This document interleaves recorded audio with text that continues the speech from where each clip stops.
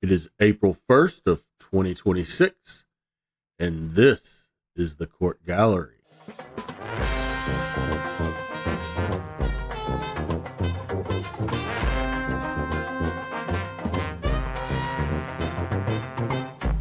Welcome, ladies and gentlemen.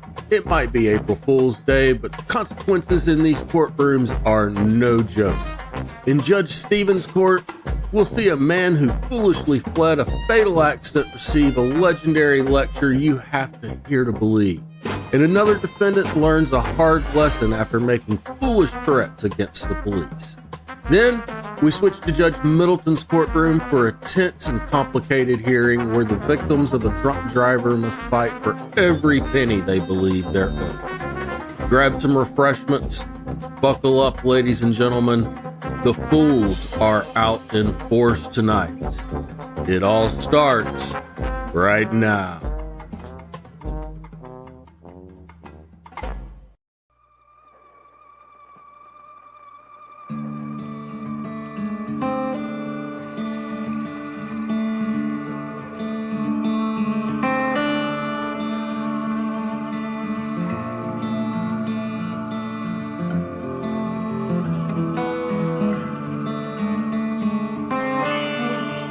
We had an interesting event yesterday. Okay. A little outburst in the crowd. Heard about The this. bailiffs, just as they are normally do, quashed that attempt for disruption. It went from screaming hysterical fits to, the fastest apologies I ever heard in my life. Numerous apologies in machine gun fashion.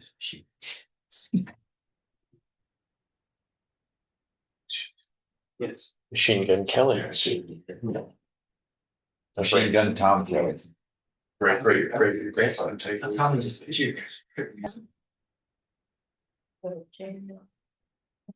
Judge, it's my understanding that probation has heard from the family and they want him to do his whole 180 days, of course. You're leaving the scene. Don't say anything, let me Yes, sir. reread the charging instrument. Was a blood draw or something done in this case? Yes. What was the? It's not showing on the probable cause. There was a misdemeanor DWI on paying that judge. Yeah. You remember what it was, Tom? With 2 something. That's why I said high. I know it was high. I mean,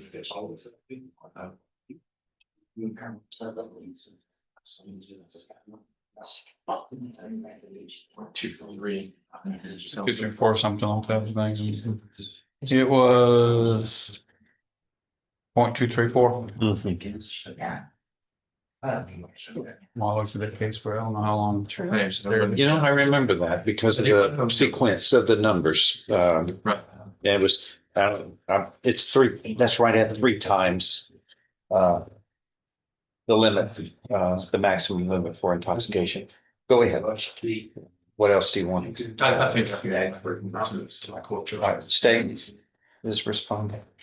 Judge, I know that there was no allegation as to causing the accident, but leaving the accident with a person who was deceased and walking off and being intoxicated and just lying to the officers whenever he first got stopped. The family wants him to serve the whole 180 days, and I can understand why. Anything anybody else wants to say? No, Okay. I think I've. All right, the court is looking and reviewed the probable cause affidavit and the indictments. And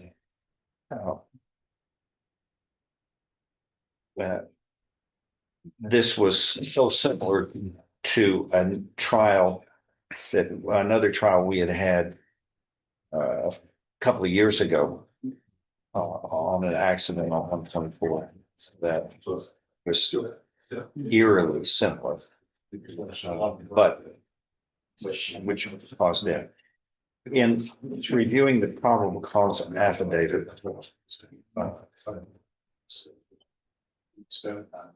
the items that this court notes that are especially egregious is that after this crash occurred between the defendant's dump truck and a small SUV, witnesses saw that the defendant flee the scene on foot. And when police and emergency personnel arrived, the passenger of the small SUV was declared dead on the scene, and the driver had sustained serious bodily injury. The defendant was subsequently located near Galding Road in a Toyota pickup truck and was attempting to flee the area. The driver was stopped and it was identified, the driver was identified by his driver's license as the defendant, Armando Olvera. His first response to the police was that someone had stolen his pickup truck and he was looking for it. Subsequent to that, I guess the police pointed out inconsistencies with the facts. He then stated he was sorry. He was the one who was operating the truck and was involved in the crash. And later on, his drug alcohol level was deemed to be 3 times the legal limit of intoxication. I always listen to what good lawyers like Mr. Kelly tell me, and also Mr. Laird, good lawyers. And this situation is so eerily similar to that other case, because in the other case, I assessed that defendant 180 days in the county jail as a condition of probation, doing the same thing and then getting caught, and then the first thing out of their mouth was a false statement, a lie about it. And the other person was also at intoxication level, but not as high as in this case. That is a major issue, is what is the damage in this case? The loss of a life that may or may not have been saved if you were to followed the law, which is the most humanitarian law I think the legislature ever enacted. And if you're involved in an accident, you're required, ordered, with criminal sanctions that can be imposed, to help another person who's injured. I don't even know why that has to be mandated. It ought to be just human, natural instinct to help a fellow human in a time of need. But yet the legislature enacted that. An offense that should go without a set of requirements that should go without even saying. But apparently it was needed for cases like this. But you left the people and they died. They could have been set down. But they still, in their last moments, there should have been a human standing over them, trying to render aid until our Creator takes their life and takes their soul. You not only left when you were responsible to stay, the first thing out of your mouth was a lie to try to deceive officers. How important is a life? There's no value to it because you can't put a value. It's something our Creator gave us, and we can't put a price on it. That's why each of us should recognize we have a duty to help others.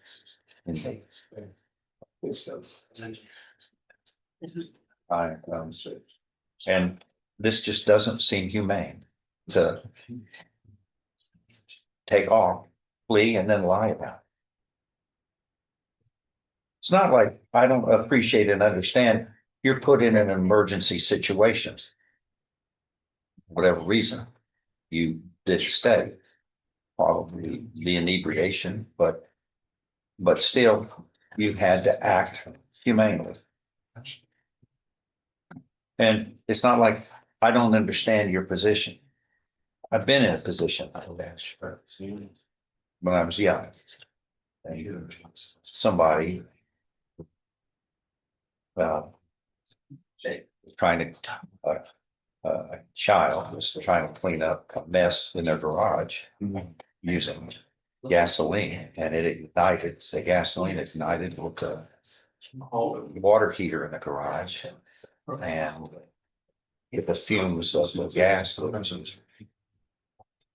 put him in flames from head to toe, and he ran out for help. And Gary Freeman, my good friend, and I were playing catch across the street, and all I heard was an explosion, and then saw somebody coming to me on fire from head to toe. I didn't run, and I didn't lie. I'm not special. My instinct was to go and save him, and that's what we did. Knocked him down, rolled him over, and then my father showed up, put a coat on it. He was burned 90% of his body. He lived until about 5 years ago, and he passed on. His little brother was in there, and he died. His little brother ran inside the house, and he was on fire. And there wasn't anything we could do, but Michael was running for his life. The point is I've been in this position, and it wasn't something that I even thought about twice.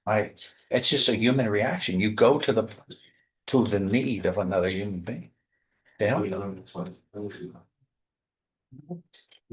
I feel sorry for the family. I wish you would have done the right things. But I'm going to yield to what they wish.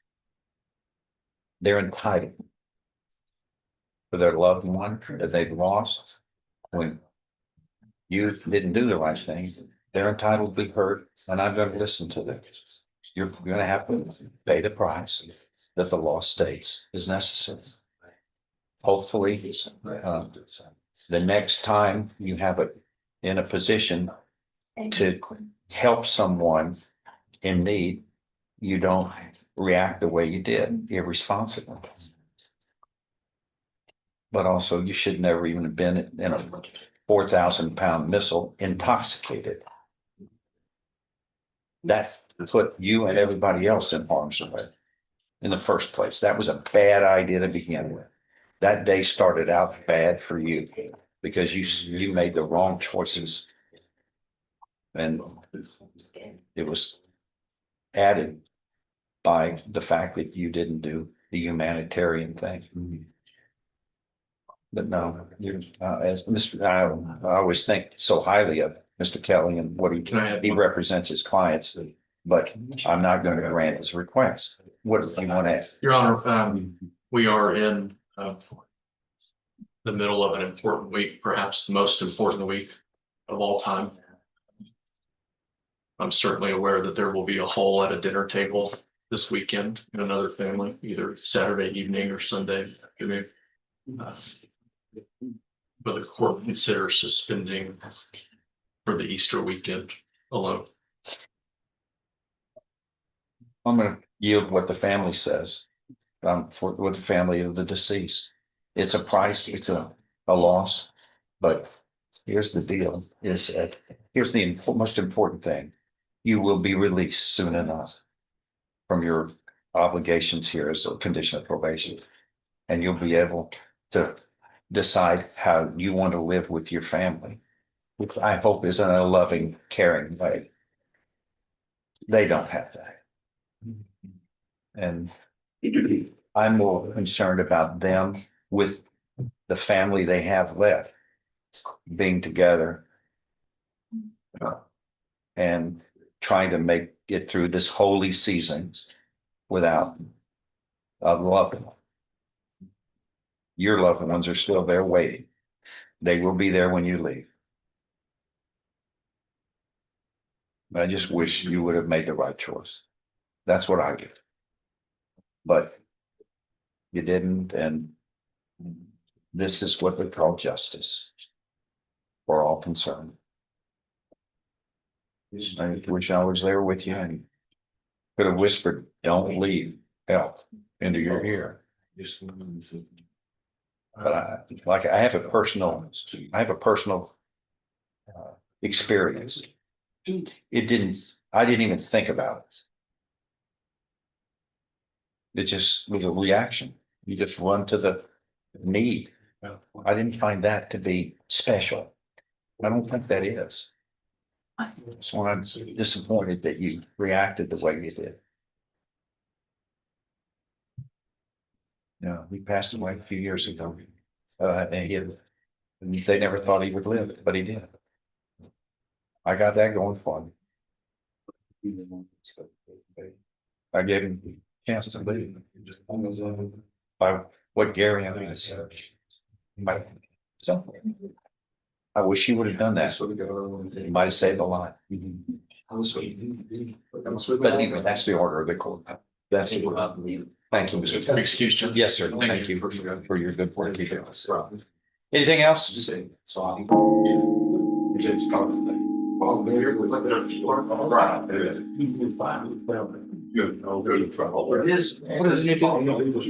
was like this, Judge. We could read, I think he's an early case. I have just out getting discovery, What's his name? Johnson, Joseph Johnson. Joseph, did you have anything else? That's it. Well, I have this afternoon, but that's it for today, this morning.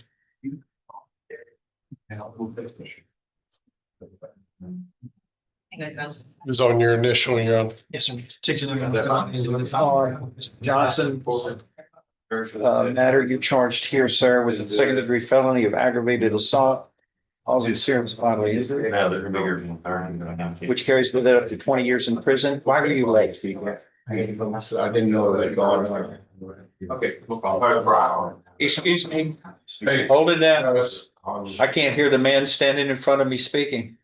Okay, thank y'all so much. Y'all can speak quietly. Go ahead, I barely use my phone. sir. I got told that it was the day my phone accident and stuff, so I barely use it. But I got told and I came right, well, again, I got told. What do you want? Just reset it just so we can, mid-May. Army time, I mean, normal, a 4-week reset. Fine, 4 weeks, good, thank you. Anything from staff, sir? No, sir. You'll get your reset. Reset. That's your side. Okay, let me see that file for just 1 second. Anytime you call me, even voice notes, I'll find this. Okay, we'll set up.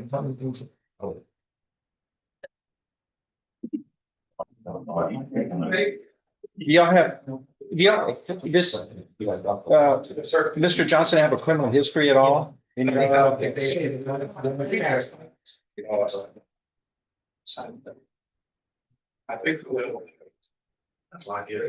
any of that? Oh, yeah. That was the tested is what I was trying to tell you.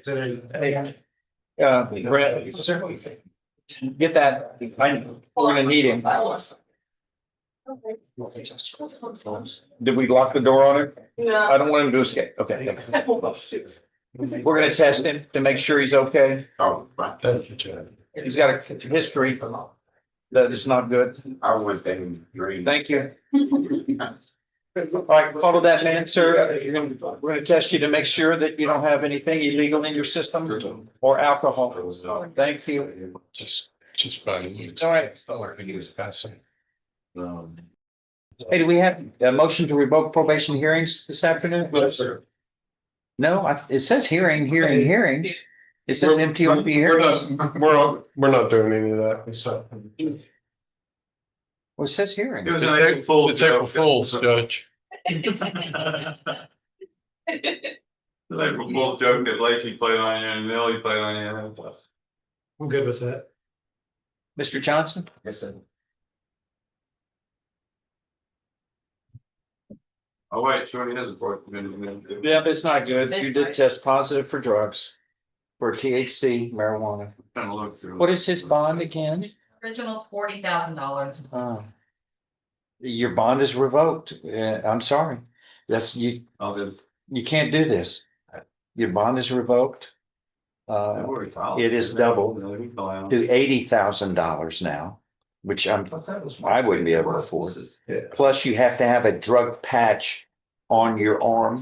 If you give me a break, I can straighten up y'all. This is what I do for everybody. Yes. Then you have to have a drug patch so that No. we will be testing, but you're taken into custody until you can post the new bond. It's going to cost I'm gonna you. say something, it just me, and I ain't got nothing else to give up. Sir? It's just me, and I ain't got nothing else to give up, you know? And you give me some time, I can straighten my whole hair up. Sir, and we say, one of the conditions of your bond or not to commit a crime, and illegal use of marijuana is a crime. That's the very first thing. You gotta follow the rules, or you have to pay a price. But what's good for you is good for everybody, including me. I know I'm right. All right, but I know this is what we do in every case, sir. I open the door for you. Everybody gets to go. Everybody can come before me and say, I want the Joseph Johnson rule. He failed, but you gave him another chance. I want to get, and I would have to do that in, Look, I did not know I was flawed. I would have to do that in every case. I'm not going to. I'm going to treat you fairly like I treat others. Your bond is revoked. You're in custody. You have to post a new bond. Don't use drugs. I don't have that kind of, is it any way you can just? I'm sorry, that's the way it is, but maybe Mr. Turk can talk to you about maybe disposing of this case somehow when he's not testing positive. Disposing of this case in a way that can get him out of jail, so. What you need to know. But that's between y'all. But right now, even if you wanted to plead guilty right now with drugs in your system, I cannot accept it until you pass the drug test. But talk to him. He's a smart man. He'll help you. I can't give you a day. The judge's ruled, so we'll visit. Right? All right. John, we've got Ryan. Yes. Leax.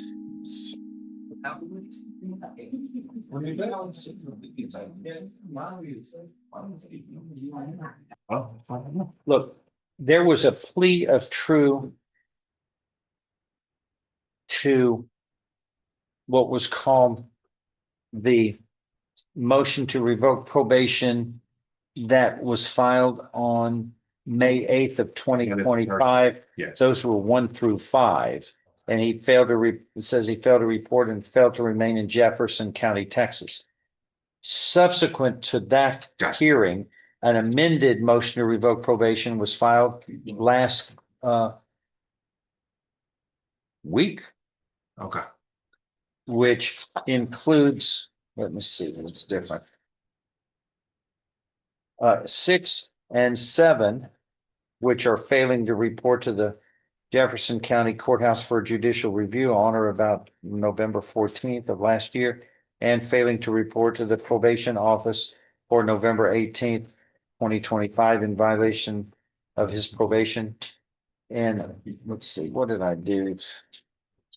And yeah, this 24 CR 1181, that's a second case along with 1178.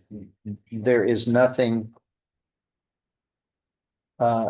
admonishing or showing that there were any pleas of truth to that amended motion. Well, the minute But was new, you're there right. was an earlier motion to revoke probation, as in the previous case we just talked about, where he pleaded true to allegations 1 and 5 in a motion to revoke probation that was accomplished in a hearing on June 23rd of 2025.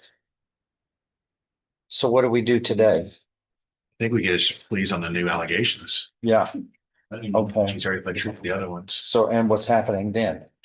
Then I think it's up to you. Oh, there's not an agreement? No, no. Okay. All right.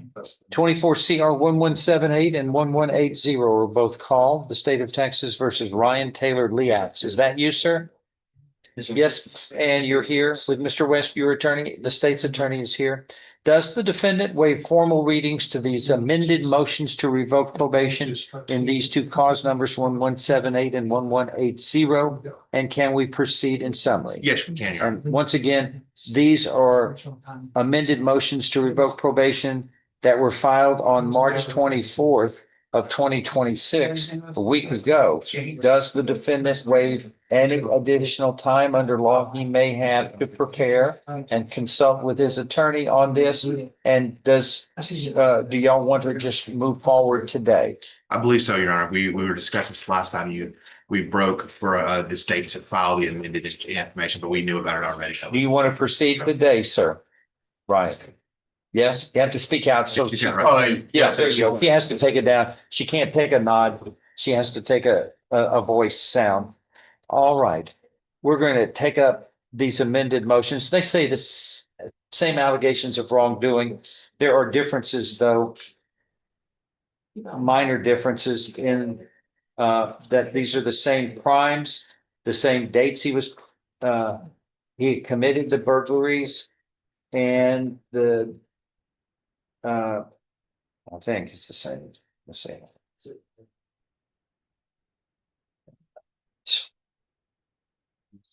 March 7th. No, there are different dates that the burglaries were committed, but they're two different burglaries of buildings. They are state jail felonies, and he was placed on probation on the same date in each. So in each of these cases, does the defendant waive a formal reading of the amended motions to revoke probation in each case? Cause numbers 24 CR 1178 and 1180. Can we proceed in summary? We can, Your Honor, yes. Mr. Leax, please raise your right hand. There you go. Do you solemnly swear or affirm any statement you make during this hearing shall be the truth, the whole truth, and nothing but the truth? So help you God. Yes, sir. Lower your hand. In summary, each of these motions similarly state that on September 16th, 2024, in this criminal district court of Jefferson County, Texas, you were sentenced to 10 years in prison, and that was suspended in each case, and you were placed on regular probation for 10 years for burglaries of a building, a burglary of a building in each case. They were separate dates, but they're different offenses at different times. Do you understand what this is stating? And is all of that true and correct? Yes, sir. All right.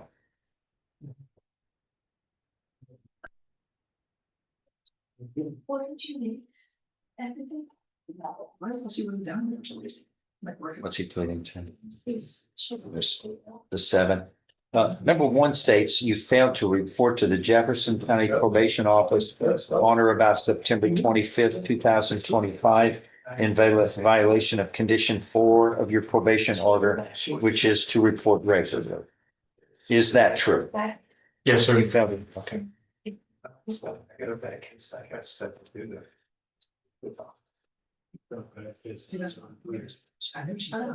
She was just like, ah.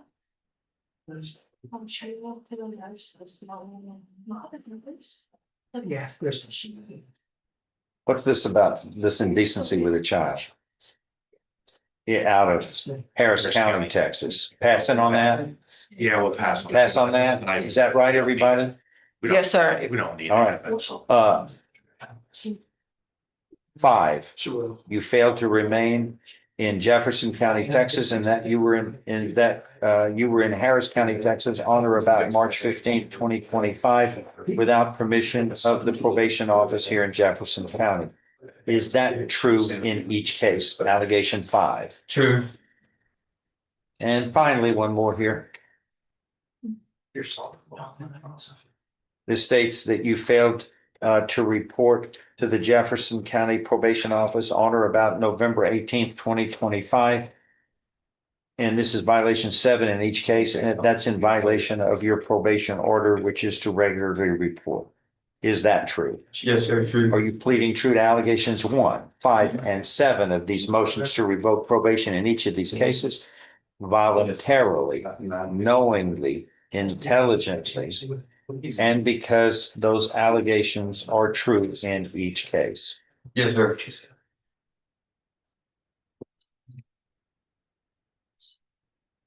We've been indicted.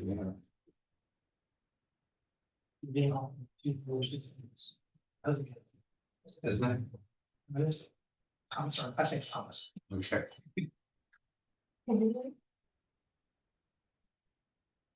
You understand that a voluntarily and knowingly made plea of truth in one or more violations of probation and a motion to revoke probation, that is enough to grant a motion to revoke probation. Your probation can hereby be revoked, and you can be sentenced up to the full range of punishment here. This is a second-degree felony.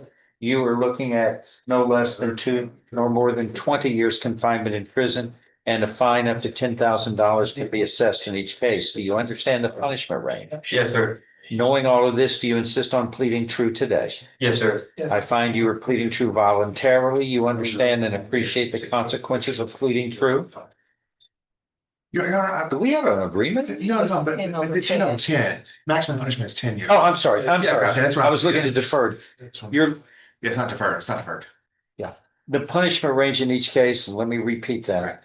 The punishment range, because you were sentenced, this was not deferred or adjudicated probation. It's regular probation. You were sentenced to 10 years in prison. That was probated for 10 years.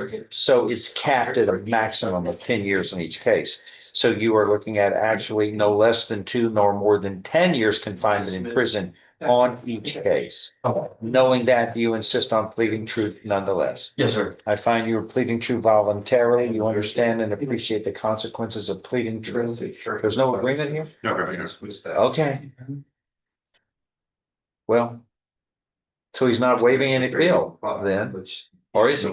He's not? He just got it right from Okay, you have a right to appeal whatever happens here. But go ahead, state, you may begin and end.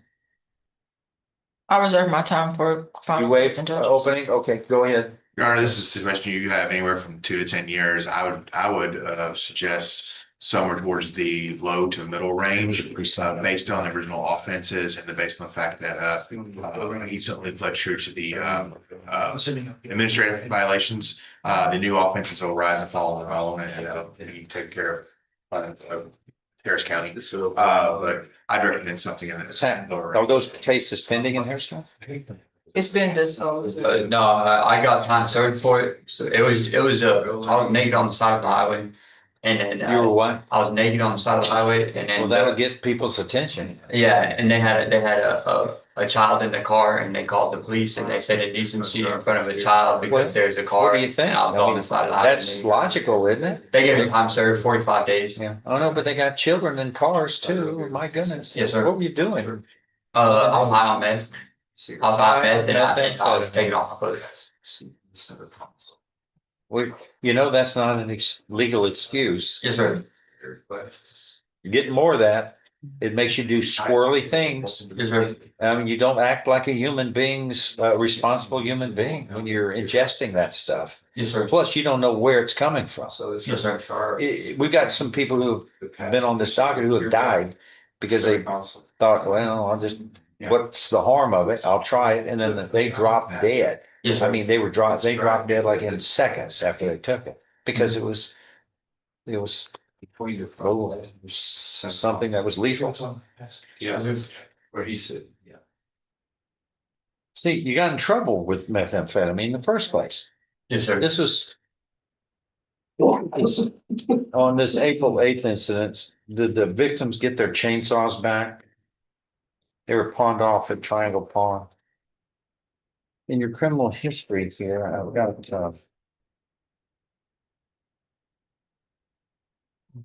it's like you had a burglary of a habitation in Harris County. You were on probation. That was revoked. You got 2 years in 2014.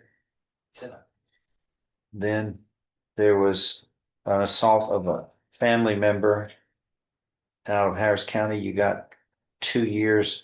And this says IS. I'm not sure what IS stands for. Intensive supervision. Intensive supervision. Then in 2017, there was an arson and you get 2 years. And it looks like 2 years in prison for that in 2018. Then in 2019, you were placed on probation for attempt to commit escape while arrested or confined out of Bexar County. And your probation was ultimately revoked and you received 10 months and 17 days in the state jail. I wonder how they got that, come up with that. A burglary of a building in this case, and a burglary of a building. So those are your felonies. Then in the misdemeanors, we go in 2014, 60 days in jail for criminal trespass. 4 days in jail for fictitious license plate. Then you've got these 1, 2, 3, 4 convictions, not counting these 2 convictions. So it looks like you got 6 felonies. And he's got about a year credit. Okay. All right, with that in mind, go ahead. Stay. Were you done? Yeah, I'm done. Okay. he's done. Judge, for whatever reason, the defendant's life has led him to become homeless and transient. And I think in trying to survive that lifestyle, he has turned to drugs as well as crime. And so to keep the defendant safe as well as the community safe from the lifestyle he's chosen to live, I'm going to ask that the court sentence him something to the higher end and something closer to the 10 years. Anything else? No. Did you want to say anything, sir? This is your time. Think. No, I'm pretty much content with whatever. Well, what do you plan to do with your life when all of this is behind you? What I plan to do with my life when all this is behind me. Are you going to make the world a better place? Oh, absolutely. You haven't up to now, though. I mean, it's a consistent pattern of misbehavior. Well, from when I was 20 years old until I was 26, I was clean and sober, and I was living in San Antonio. And then my dad picked me up and brought me home. And then when I got home, I lived at home and I became familiar with the homeless community and doing drugs. And so from 26 to 30, I fell off and I started doing drugs again. But from 20 to 26, after my escape case, I was clean and sober for 6 years in San Antonio. So I mean, moving to a place like that would What caused you to fall off the wagon? my dad was actually he violated his parole and then he went off to jail and then he left me. What was he on parole for? He's a sex offender. He's like something. I don't know what his case is, but he was a sex offender and he got a blue warrant. Okay, he wasn't a good role model. Yeah, Like you said, a bad example. But you've come to know and understand that and appreciate it. You're making your own decisions though right now, right? Yes, sir. Versus good and evil, not because of your dad. It's bad behavior, but your behavior, which isn't good. Or are you fixing that? Yes, sir. I'm working on it. Well, what's your plan though? Well, right now I stay on suicide precautions, and because I hear a lot of voices, I've got a lot of mental disorders, and I stay on suicide precautions in the cell. How long were you on meth? Oh, I was on meth from 17 to 20, and then I was sober for 6 years, and then from like 28 to 30 probably. Well, don't you think long-term methamphetamine use, because you don't know where it's, you're not buying it from a doctor, you're getting it off the street, and Yes, sir. God knows what's in it. Mhm. I mean, that's going to, see, you don't know. They're putting stuff in that can kill you. Yes, sir. I mean, people are dropping dead Yes, sir. with some of this stuff. Well, that's like putting a gun to your head, spinning the barrel, and no, that's just no way to live. You just don't know when that bullet's going to come out of there next. Yeah. Anyway, that's you got to live. I'm not telling you this that you don't know, but you got to live in a responsible way, not a life-threatening way. Yes, sir. And then get a family and have a family and be a good example. Yes, sir. Is that a plan? Yes, That sir. sounds like a great plan to me. Yes, sir. Well, you're going to end up having to pay for this. And then you can move on Yes, sir. Okay. and do better. Yes, sir. If nothing further, I'm going to find in each of these cases, which by the way, are cause numbers 24 CR 1178 and 1180. The defendant was convicted of the state jail felonies of burglary of a building in each case, but he was sentenced to 10 years in prison, and that was probated for 10 years. And that is not a state jail felony punishment, but because he had 2 or more prior convictions, he was punished as though subsequent convictions, burglary of a habitation, 2014 out of Harris County. After that became final, and he committed assault on a family member, 3rd degree, and was convicted of that out of the 176th District Court of Harris County, Texas in 2018. So this was a state jail felony, but it was punished as though it were 2nd degree felony. So you were looking at up to 20 years in prison, but it's capped at 10 over 10. So we are looking at no less than 2 nor more than 10 years confinement in prison. Once again, I'm going to find that the defendant has pleaded true in these amended motions to revoke probation in each of these 2 cases, to allegations 1, 5, and 7, failing to report to the probation office on or about September 25th, 2025 in violation of this probation order, failing to remain in Jefferson County, Texas, and that he was in Harris County without permission of the Jefferson County Probation Office, and failing to report to the Jefferson County Probation Office all on or about September 25th, 2025, March 15th, 2025, and November 18th, 2025, respectively, as to allegations 1, 5, and 7 in each of these cases. Thus, that is enough to grant these motions to revoke probation by a preponderance of the evidence or greater, actually beyond a reasonable doubt. This court finds as well in all cases in these matters, your probation is hereby revoked, and you were hereby sentenced to confinement in the institutional division of the Texas Department of Criminal Justice to serve a term of 7 years in each of these cases.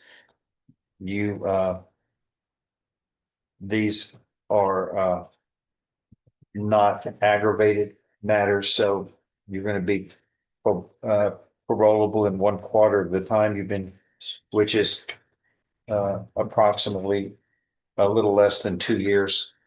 You've gotten credit for a year, it looks like already. So you're well on your way toward parole, but there'll be some more time you're going to have to spend before they release you. Please do better in the future and make a better life. Yes, sir. In each of these cases, good luck. And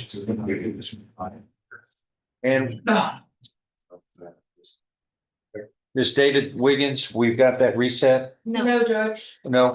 What are we doing on David? He has told me he wants to voluntarily plead true to his allegations and for you to assess his punishment. All right, I just need to put a few things on the record about that and then. okay. We're ready to do that this afternoon? Yes, Judge. Thank you. 1479 is called the State of Texas versus David Sinclair Wiggins. You're Mr. Wiggins. Sir. Present with Ms. Minaldi, your attorney, and the state's attorney. Ready to proceed, sir? Yes, sir. And Judge, I put a few things on the record. Good, before. go ahead. So Mr. Wiggins, we talked about your case and you understand. Hold on. Raise your right hand first. Do you solemnly swear or affirm any statement you make during this hearing shall be the truth, the whole truth, and nothing but the truth, so help you God? Yes, sir. Lower your hand. Go. So Mr. Wiggins, you talked about your case and you understand that you have a motion to revoke probation pending against you. Sorry, you have to answer out loud. Just gotta take down what you're saying. Yes, ma'am. And in terms of that probation revocation, you are currently on straight probation, which means that if your probation is revoked, you could be looking at up to 10 years as a response to that. Yes, ma'am. And then throughout our conversations, we've talked about how you have a couple of options on how to resolve this. Is that right? Yes, ma'am. And one of those options could be a contested hearing where the prosecutor has to prove your violations of probation by a preponderance of the evidence. Does that make sense? And you understand that? Yes, ma'am. And if he was to prove those violations against you, the judge would be the sole decider on whether that was proved and then what your sentence would be after those violations were proved true. Is that right? Yes, ma'am. And you understand what that means. And you understand that another option you have is to go agreed before the judge with an offer that the prosecutor gives us to waive that contested hearing, correct? Yes, ma'am. And the offer in this case is for 6 years. Do you understand what that means? And then another option that you have is to go unagreed before the judge where you voluntarily plead and then just have the judge assess your punishment. Yes, ma'am. And you have expressed to me that you wish to just voluntarily plead true and have judge assess your punishment. Is that right? Yes, ma'am. So you want to reject the 6-year offer I do. and you waive your right to have a formal hearing about your violations. Okay, we're good, Judge.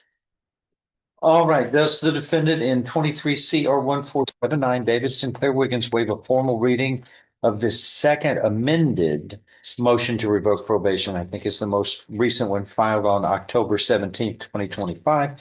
Can we proceed in summary? Yes, Judge. In summary, sir, this motion alleges that on January 29th, 2024, which is 2 years ago, over 2 years ago, that in this court, Criminal District Court of Jefferson County, Texas, you were sentenced to 2 years in prison. That was suspended. You were placed on regular probation for obstruction or retaliation, a third-degree felony by intentionally or knowingly threatening to harm another by an unlawful act, namely murder, in retaliation or on account of the status of a public servant, namely a Port Arthur police officer acting in his capacity as a police officer. That's what the indictment states, that you pleaded guilty to. All of that true. So, And so you were sentenced to 10 years in prison in that event, and then that was suspended and you were placed on regular probation for 10 years. Is all of that true? so All right. Allegation number 1 states you failed to report to the Jefferson County Probation Office for the months of March, April, and May of 2024. It's almost ancient. In violation of condition 1 of your probation order. Is that true? true. And Judge, if I may, we might want to proceed on the most recent violations in the second amended, because we have had hearings in the past where his probation was addressed and then reinstated. And we've done, I believe we've done that process twice. So I just want to make sure that for the record, we're not proceeding on a violation that is out of date. You have whiteout, please. The only one is the original motion. He pleaded true to allegations 1 and 2 in the original motion. And there was nothing apparently done in the first amended motion. I'm just gonna withdraw the findings that I've just made on the allegations 1 and 2. Those were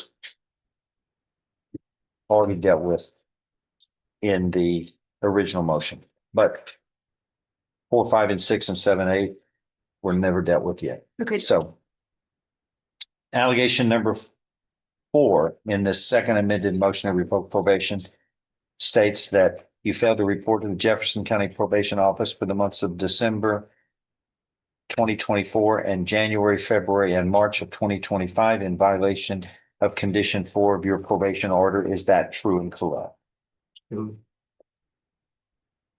Then 7 states you failed to report to the Jefferson County Probation Office for the months of August and September 2025 in violation of condition 4 of your probation order. Is that true? True. Are you pleading true to allegations 4 and 7 of this second amended motion to revoke probation voluntarily and because those allegations are true as they are alleged? Correct? Correct. You understand that a voluntarily and knowingly made plea of 2 to 1 or more violations of probation, that's enough to grant a motion to revoke probation, such as in this case, your probation can be revoked and you can be sentenced to no less than 2 no more than 10 years confinement in prison. Knowing that, do you insist on pleading true nonetheless? True. I find you are pleading true voluntarily. You understand and appreciate the consequences of pleading true. Has it been failure to report has been the essence over from the time he was placed on probation in January of 2024, which is a little over 2 years? He served, How many times has he failed to report? Oh, you were saying he served what? when he got out in January of 24, he served 51 days upfront jail time. So he actually got out in March. Okay, that's 2 months. Yeah. Then he's pleaded to 1, 2, 3, 4, 5, 6 months of failing to report out of that block of time. Was there more than that? Well, he failed to report, let's see. Been so long. In 2024. And then I think he got arrested on the MTRP at 8. So he failed to report from March until August of 2024 without being heard from, not being able to get a hold of him, not hearing anything from him. Then Yeah, that's what he had pleaded true to earlier. Yeah. And then he failed to report from since the last time he got out, August of 25 until December of 25.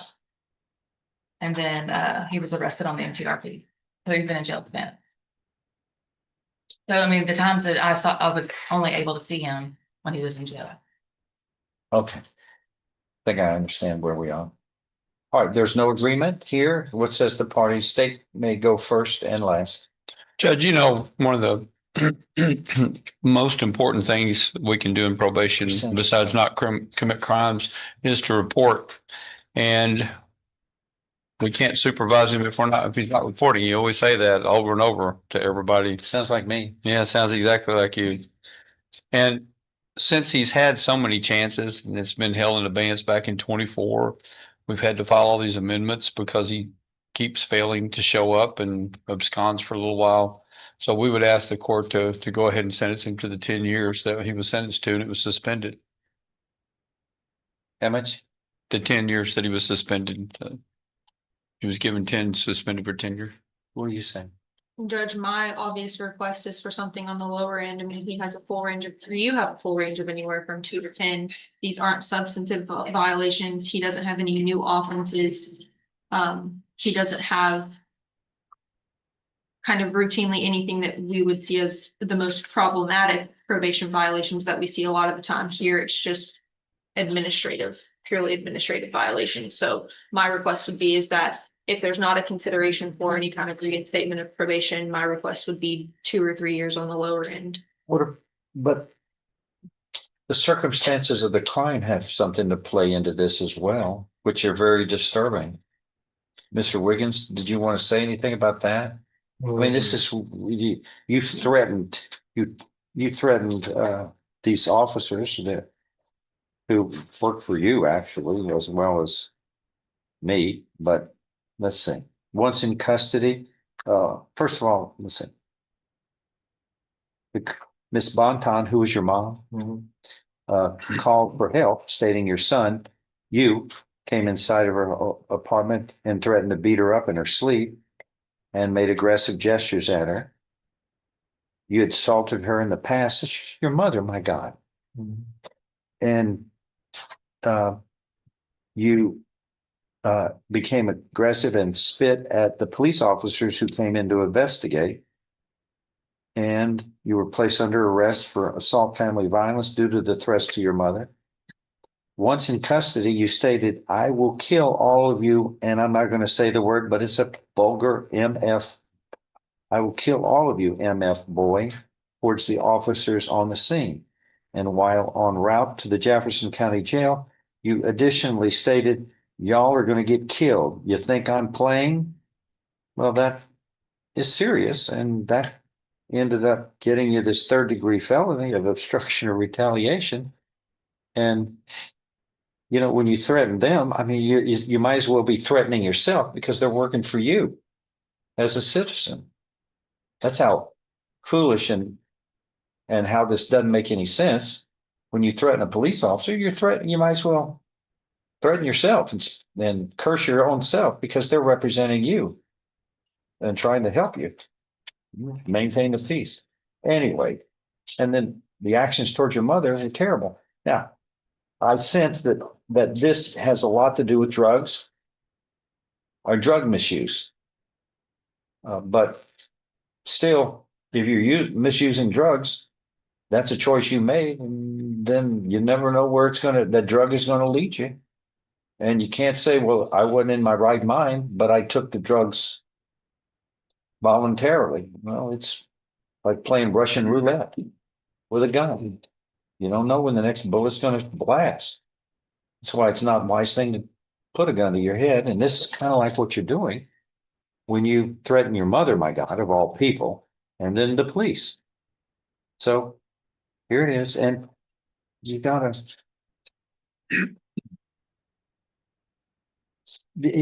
what is his criminal history other than this? I'm looking at it, and I believe this is it, Judge. is this the only time you've been in criminal trouble, sir? No, not pretty much. Yes or no? I'm looking at all these. I see a terroristic threat in 23, and then a resisting arrest. These are 2 misdemeanors, but 1, 2, 3, 4, 5, 6, 7, 8, 9 criminal trespass dismissals. And that's not, you can't use that against somebody if it's dismissed. Then 1, 2, 3 illegal possessions of controlled substances dismissed. And then this case. So looks like 2 misdemeanors, terroristic threat of a family member and resisting arrest in 23 on July of 23. And then this obstruction here on January of 24. Those are that's your criminal history, right? Yeah. Yes. Yes, sir. Okay. So state again is asking for. That's where the 10, I mean, the 2 cases that he does have before this, where he got probation and given a chance again, was a terroristic threat and a resisting, which is fighting with police officers. And then here we are threatening police officers. He's given a chance. He doesn't take advantage of it, and he just doesn't show up. And how can you rehabilitate somebody or help them or try to figure out what you need for them if they don't show up? And also, you don't know what they're doing out there on the streets while they're not showing up because they're not coming in on a regular basis where somebody can lay eyes on them. So if he's not going, if you don't show up, you're not being supervised, and that's the whole idea of probation. And again, the defense, you're requesting Judge, I'm asking for the minimum. These are. 2. Yes, Judge. And go ahead, David. Mr. Wiggins, what would you like to say? Anything you'd like to add? No, this is your life. Okay, nothing, sir. All right, I'm going to find then that there is sufficient evidence supporting this second amended motion to revoke probation to grant it by preponderance of the evidence or greater, as allegations 4 and 7 have been proven true, and that is failing to report to the probation office in December of 24 and January, February, and March of 25, and August and September of 2025. This is in violation of condition 4 of your probation order, which was to report regularly to the probation office. Thus, now your probation is hereby revoked. Earlier in this case, you had pleaded guilty voluntarily. You were mentally competent to do so. You understood and appreciated the consequences of pleading guilty. And at that time, the court sentenced you to 10 years in prison, and that period of time was suspended. You were placed on regular probation for 10 years. Your probation is hereby revoked. You are hereby sentenced to confinement in the institutional division of the Texas Department of Criminal Justice to serve a term of 8 years. And you will be given credit for time you have served in accordance with this case. Do you understand what has happened today? All right. Anything else on this? That is all. Here is this. Thank you. Judge, I just need to sign this right of appeal.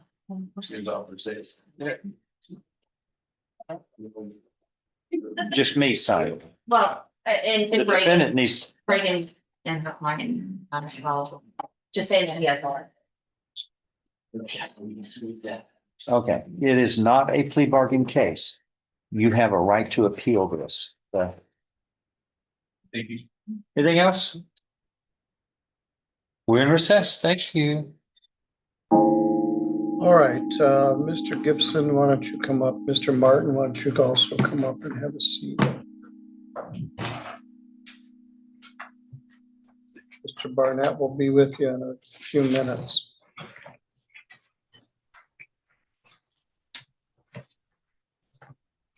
Good morning. Are you Devon Allen Martin? Yes. This is file number 251308FD. This started out in the original complaint as a felony. FD is a felony designation, charged with operating with a high blood alcohol level, operating with an incapacitating injury. Let's look at the original charging document.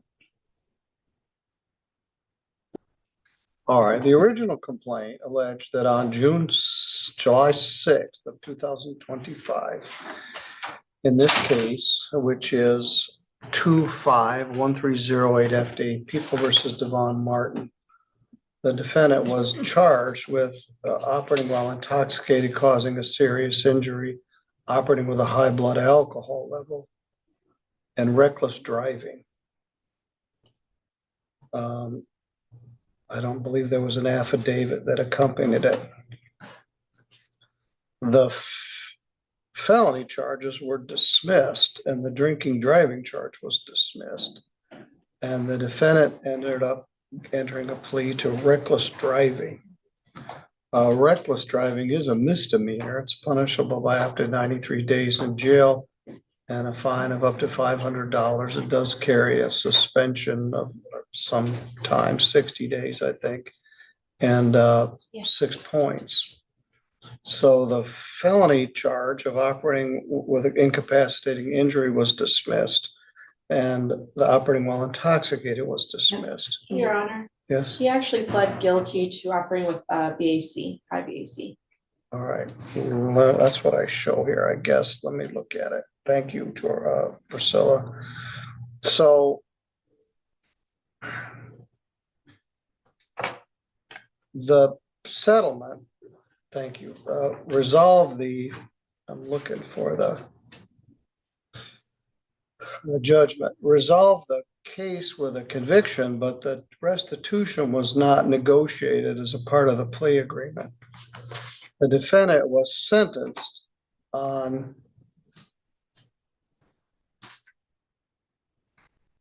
the 8th. Let me look for the judgment. I had all this earlier this morning. I was sentenced on the 5th of January. All right, the 5th, I guess it was. Just emailed you the judgment. I've got it in here. I had looked at it earlier this morning.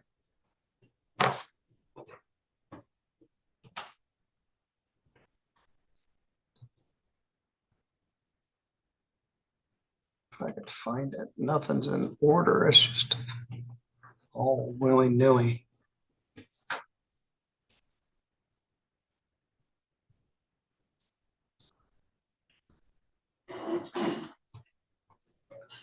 At any rate, we did not have the restitution information at that time, and the issue had not been resolved. So I reserved on the issue of restitution.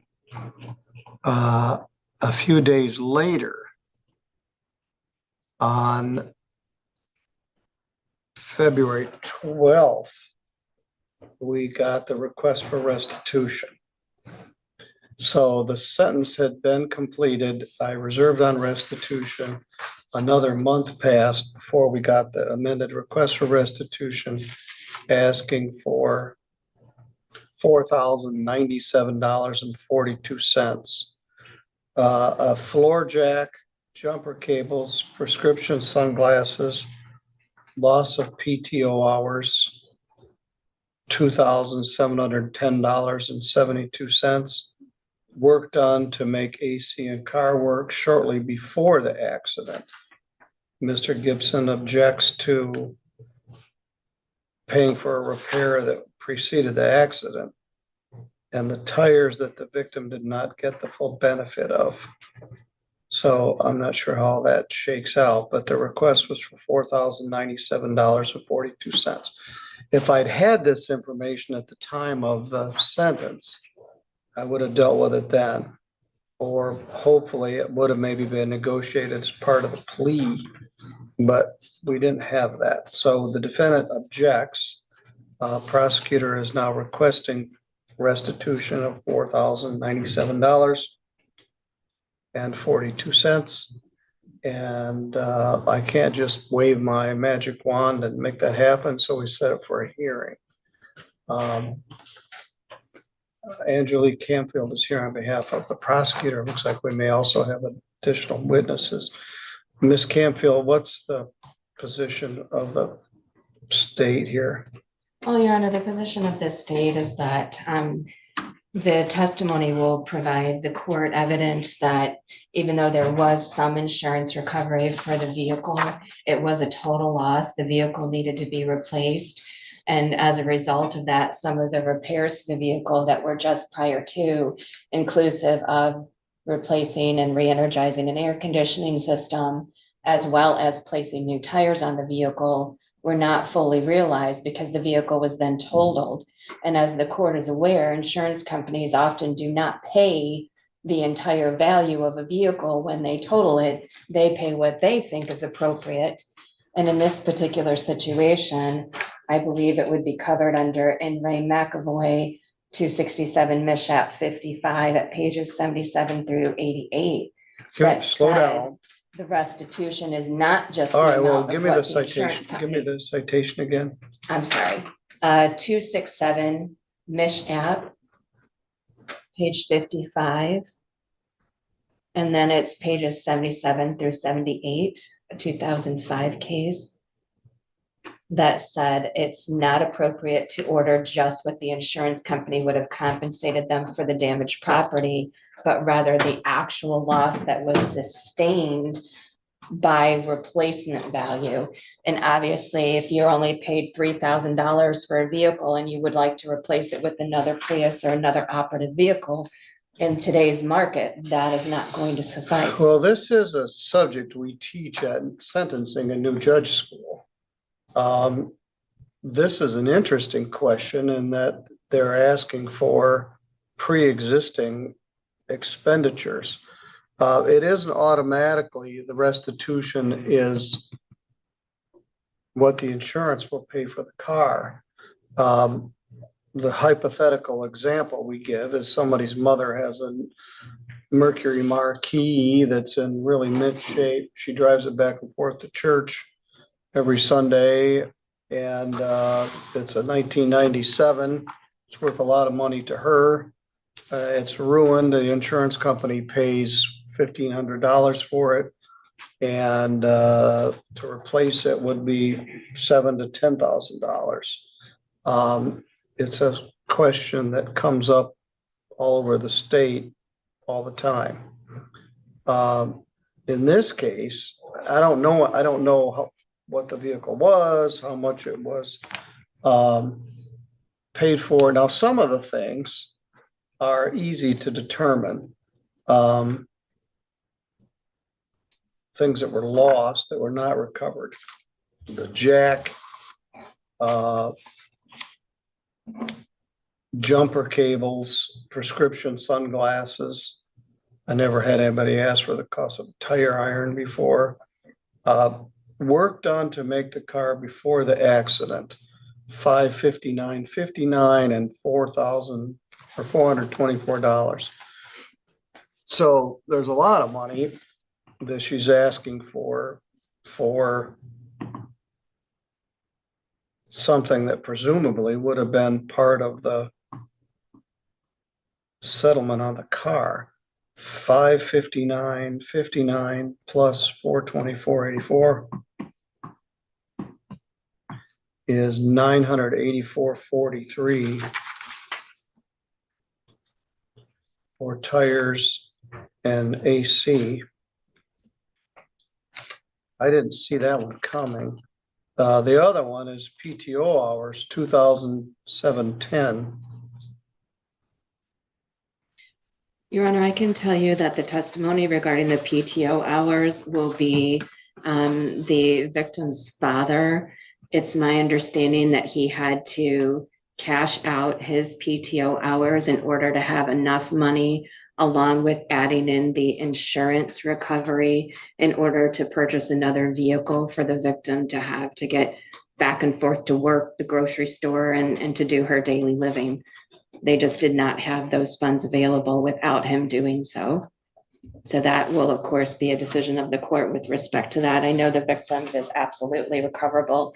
There will be testimony from her Yeah, about the the hours. victims are. I'm not Yeah. sure if her fathers are. There'll be testimony from her loss of income as well as how it affected her work. All right. Well, let's get started. This is gonna take us a while here.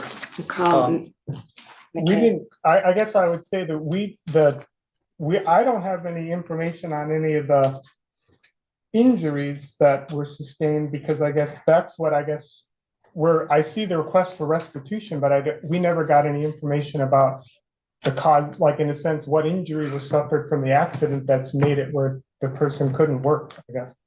The medical records were all provided in the discovery of the underlying case, Your Honor. Mr. Gibson has had those for quite some time. The victim was taken to the hospital. Yes. There's no hospital costs or anything in here. Correct. All right. It's my understanding those were covered by medical and or vehicle insurance. I guess I apologize. We do have medical records. I guess what I'm saying is that I didn't know what the. Well, I'm just injury was. frustrated. I wish this had been negotiated as part of the plea agreement. He got a sweet benefit of having the matter reduced from a felony to a misdemeanor. And it could have been conditioned on agreeing upon the restitution amount. So we have a half an hour scheduled for about a 3-hour hearing. And so we also have Mr. George. Is that the only one you have this morning? Let's table this for a moment. Let's finish Mr. George's sentence, and then we'll come back to this. All right, let's return to People versus Devon Allen Martin. We lost Priscilla. I think she'll be back here with us shortly. As we indicated, the matter was originally charged as a felony. Operating with an incapacitating injury. The defendant's blood alcohol was 0.24. He pled to a charge of operating with a high blood alcohol level, and the court was unable to determine restitution at the time of the sentence. Still looking for the judgment, which Priscilla sent me, but I know it's in here. At any rate, She's right. Autumn's office.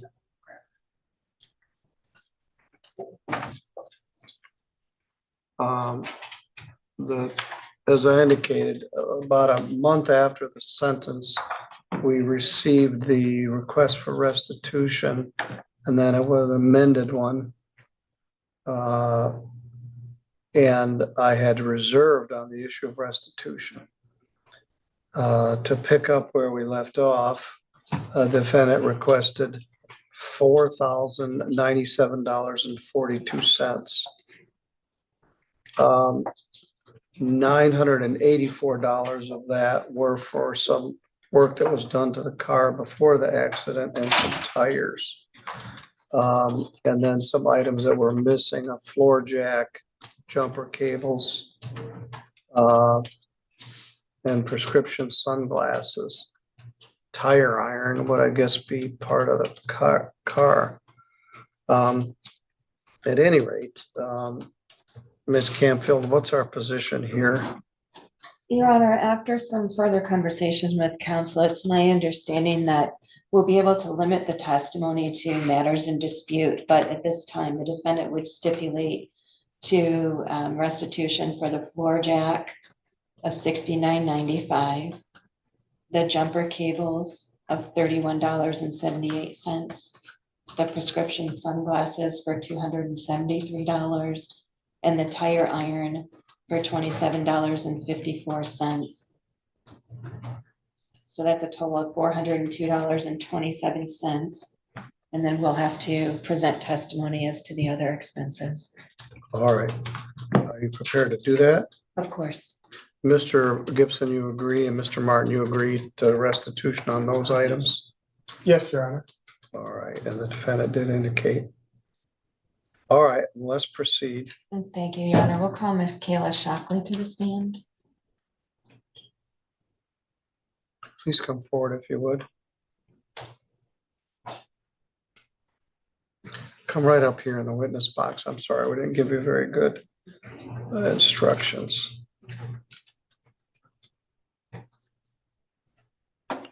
Oh, wait a minute. Instruct people how to bring their witness from there to here, and we kind of got off track here. Would you please raise your right hand? You swear or affirm any testimony you're about to give here will be true to the best of your knowledge and belief? I do. All right, would you have a seat and state and spell your name for me? I am Michaela Shockley. You said spell. Go ahead, You said spell. spell it. Let's spell MICHAELASHOCKLEY.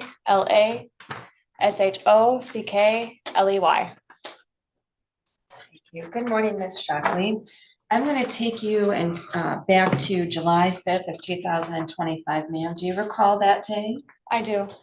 In the evening time at approximately what would be 11:30-ish, were you driving your vehicle? I was. Where were you driving your vehicle? I was driving home after work. On what road, ma'am? US 131. And was that within St. Joseph County, ma'am? It was.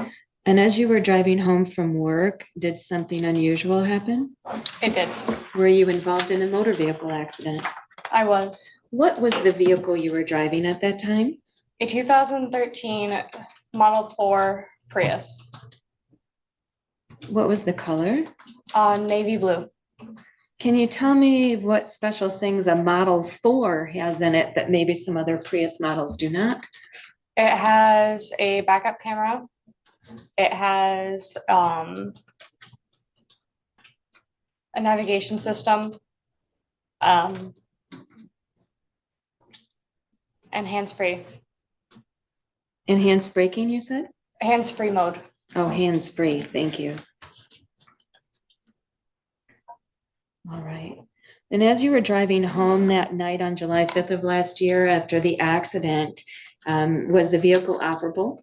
It was not. Would you recollect how it looked after the accident if you saw photographs of same? I would.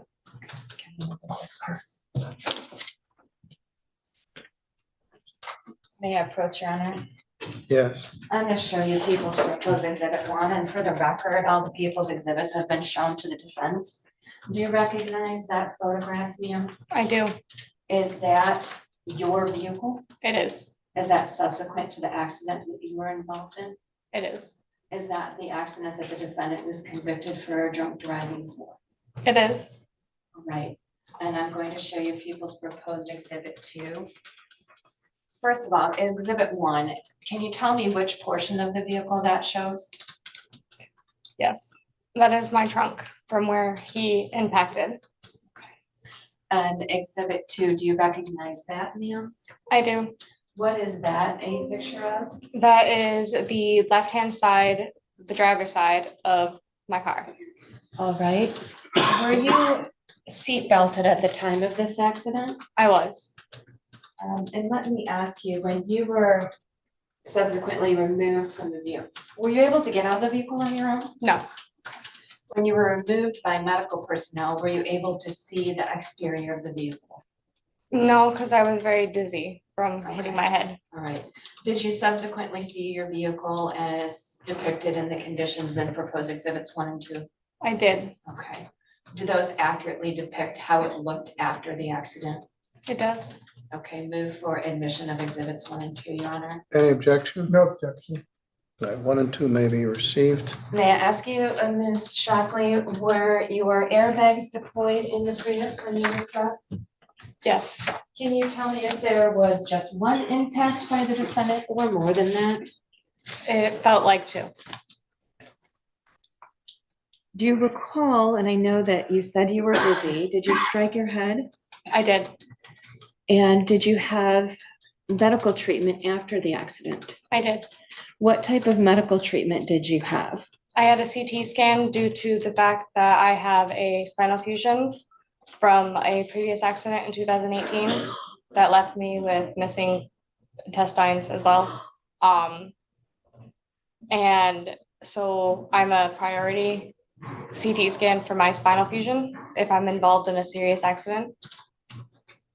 And I also received pain medication due to the severity of my sprained shoulder and the pain from my head.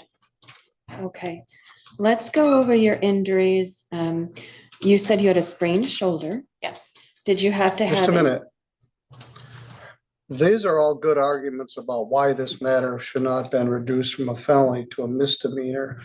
But I'm trying to zero in on the restitution. These are compelling arguments. I think a jury would have enjoyed hearing all this. But they don't go to our money issue. Your Honor, they're going to go to a request of this victim for 3 days of lost pay. Okay. So, Well, you could just ask, did you lose, because of your medical treatment, did you lose 3 days of pay? certainly, Your Honor. You said a head injury and a shoulder injury, is that correct? Yes. Were you able to work immediately thereafter? I was not. I had severe whiplash and could hardly move the next day after. How many days were you off of work? If you do not include my already 2 scheduled days off, I would have been off a total of 5 days. Where do you work? I work at Wagner's grocery store in Matawan. I am the night manager. What is your rate of pay as the night manager at Wagner's at that time? $14.73. When you say that, is that $14.73 per hour? Yes. And on those 5 days, would you have worked an 8-hour shift each day, or do you work overtime as a manager? I work an average of 2 hours of overtime a week. All right, so for those 5 days and the overtime, would you have been approximately 42 hours? Yes. And that was lost due to the injuries from this accident? Now, with respect to that, your $14.73 is your normal hourly rate. Is there an additional compensation for the 2 hours of overtime? Yes, it is time and a half. Thank you. So that would have covered 2 hours and then the regular rate for 40 of those hours? Is that accurate? I'm sorry, is that yes? Yes. All right. Sorry. Because we're having you testify, sometimes, although we're making a video of it, they'll need to transcribe it later. So we need verbal responses if you can recall. Okay. I appreciate that. Thank you. Did you have any items other than what have already been stipulated to within the vehicle that were not recovered or paid for by insurance? I did. What were those things? I had a snow brush that was personal to myself. A couple items of clothing that were in the car as well, and some lip balm and other like pens and miscellaneous items. Are you seeking compensation for those items? I am not. Okay. Now, was there an insurance claim made on this vehicle? There was. Was it registered in your name or someone else's? It is registered in my father's name. And his name, please? Ralph Shibler.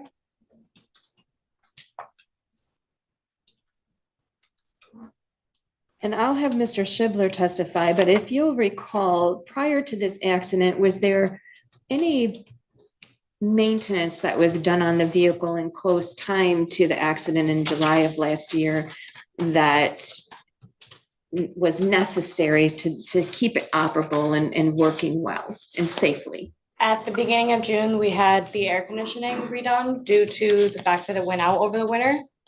And we had, I believe, December, we had the tires replaced. Do you recollect about how many miles you would drive in a week on those replaced tires?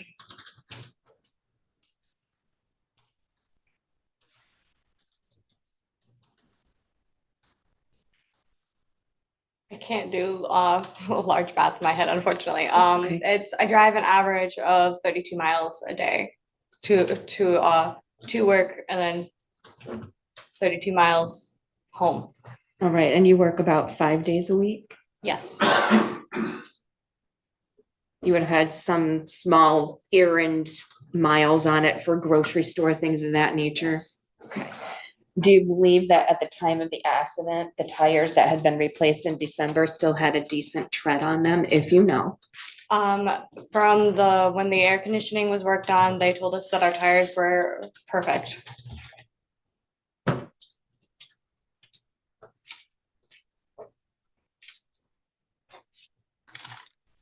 Did you have to have any subsequent medical treatment for your whiplash and sprained shoulder, or a cost of any pain medications that were not covered by any insurance? No, I did not.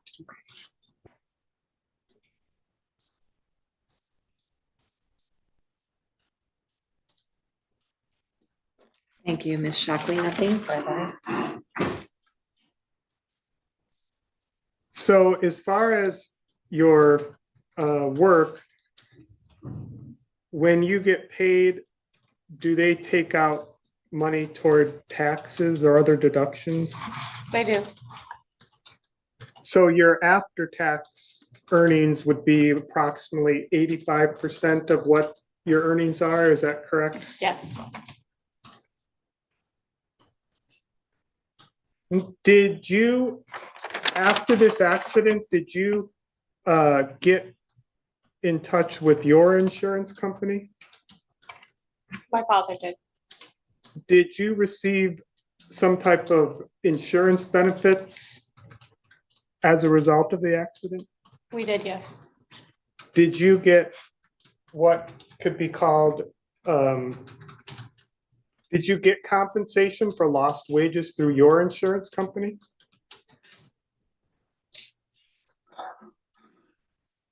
No. Do you know why you didn't get those? I do not.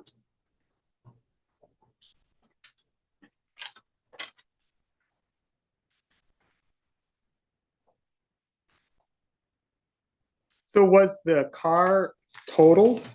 It was. And so did your father get, I guess you could say, a payout for the cost of the car or the value of the car? No. It didn't equivalent to the value of what the car was. Did the insurance company did he get any benefits as a result of the accident then? We got some restitution. Was the okay,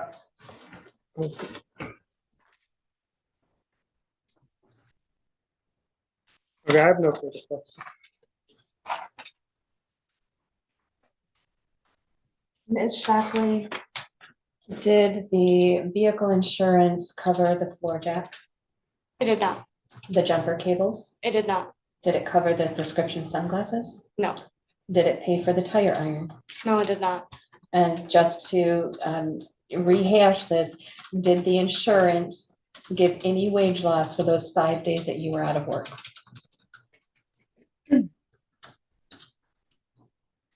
Do you recall receiving any of that? Or is that a better question for your father? Actually, I think I did, Dad.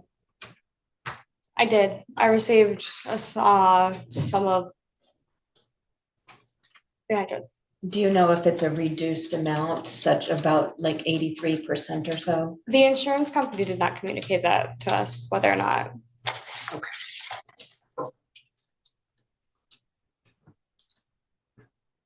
No further questions, Your Honor.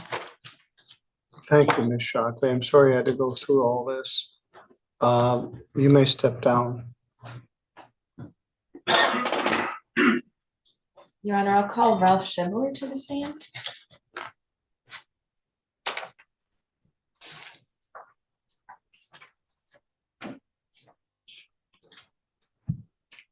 Good afternoon or good morning, Mr. Schibler. Morning. You swear or affirm any testimony you're about to give in this matter will be true to the best of your knowledge and belief? Yes. All right. Why don't you have a seat? Spell your last name for us. Schibler is spelled S-H-I, B as in boy, L-E-R. Thank you. Good morning, Mr. Schibler. Morning. I'm going to take you back to July 5th of 2025, sir. Your daughter was involved in a motor vehicle accident, is that correct? Yes. At the time, she was driving a 2013 Prius Model 4. Yes. Is that vehicle registered and owned by you? Yes. All right. Just prior to that accident on July 5th of 2025, have there been some reparations or maintenance done to keep the vehicle safe and operative? Yes. The air conditioning had went out over the winter, and so it had to be overhauled and recharged. So All right. we had that done. May I approach, Your Honor? Did you provide my office a receipt for that? Yes, I did. And would you recognize it if you saw it again? Yes, I will. I'm showing you People's Proposed Exhibit 5. Do you recognize that document, sir? Yes, I do. And is that the receipt for the air conditioning reparation that you were just speaking of? Yes, it is. And that was done at what date? It was done on the exact date of 5/19. All right, of 2025, sir? Yes. So just about a month and a half prior to the vehicle accident, like that? Yep. Right. And did the insurance company compensate you at all for having had this air conditioning unit work done? Nope. Okay.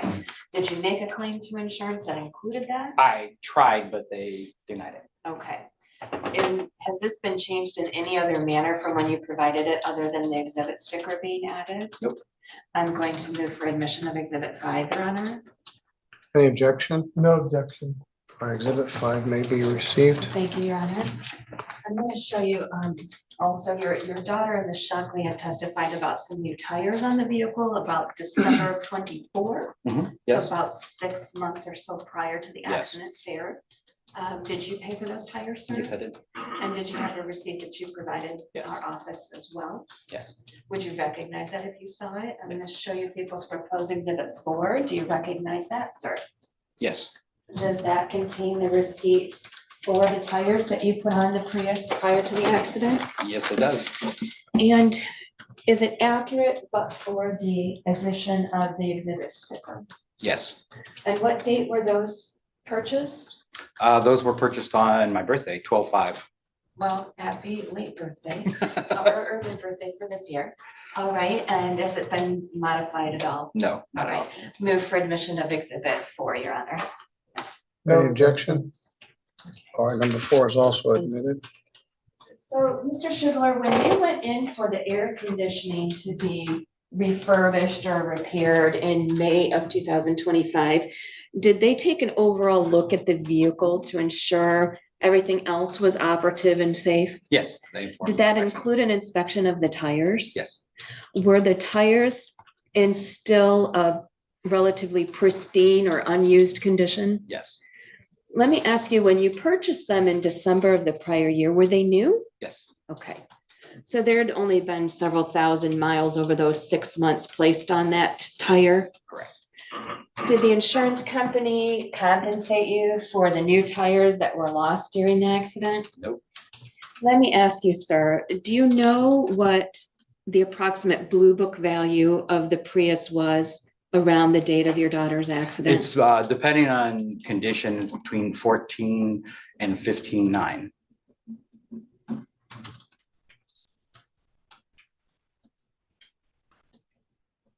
When all was said and done with the insurance, well, who's your insurance company? At that time, it was Pioneer Mutual. What type of insurance did you have on the vehicle? Full coverage. So comprehensive as well as PLPD? No, that's not full coverage. Comprehensive and PLPD is different than full coverage. So you had full coverage on the vehicle. Okay, Good for you. thank you, Judge. Now, when you submitted the claim for your daughter Michaela's accident, did Pioneer pay you out on the vehicle? Yes, Did they choose to total the vehicle? yes. What was the total payment that you received? I believe it was 3,900. When was that paid to you? It was paid towards the end of July. Now, there were some questions that we asked Ms. Shockley regarding wage loss reimbursement. Do you recollect any claim being made for her wage loss to the insurance company Pioneer? I don't recall it, but I think she's right. I think they did give her like a $300 check or something like that. Okay. I think they covered like 2 days.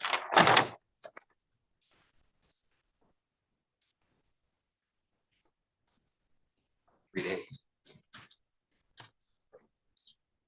So of the 5 days that were lost, you believe insurance only covered 3 of them?